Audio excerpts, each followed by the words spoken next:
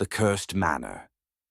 The Ravenshire Manor had stood for centuries, looming at the edge of Raven's Hollow like a silent, brooding sentinel.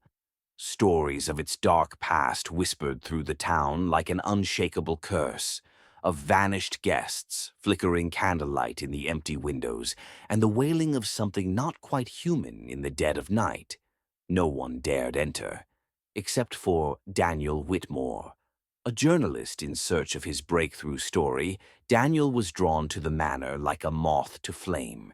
He dismissed the superstitions, convinced that every ghost story had a rational explanation.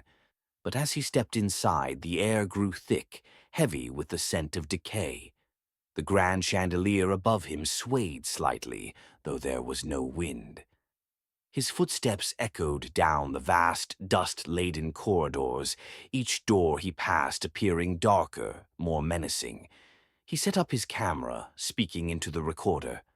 October 13th. Entered Ravenshire Manor. Nothing unusual, yet. Then came the whisper, faint, barely a breath against his ear. His blood ran cold. He spun around. Nothing. Only the vast emptiness of the corridor. Heart pounding, Daniel pressed on, reaching the grand ballroom. The floor was covered in shattered glass, as though the enormous mirror at the far end had exploded outward. In its reflection, the room appeared wrong. The chandeliers still flickered, but their light was dimmer, sickly. And standing in the reflection, just beyond his own, was a figure. A woman, dressed in black, her veil obscuring her face. Still, watching. Daniel turned swiftly, but the room was empty. He swallowed hard, his breath quick and uneven. "This isn't real," he murmured, more to himself than anything else. Then the whisper came again, closer, wrapping around him like icy fingers. "You shouldn't have come." His camera flickered, static crackling through his recorder. The air thickened, pressing in on him, making it hard to breathe. A cold touch grazed his neck. And then the lights went out.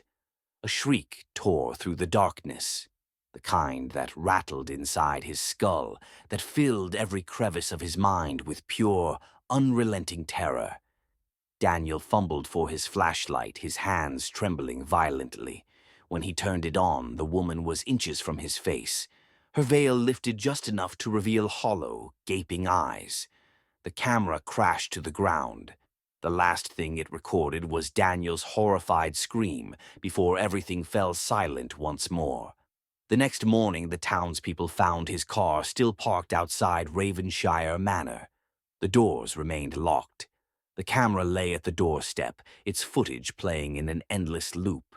But Daniel Whitmore was never seen again.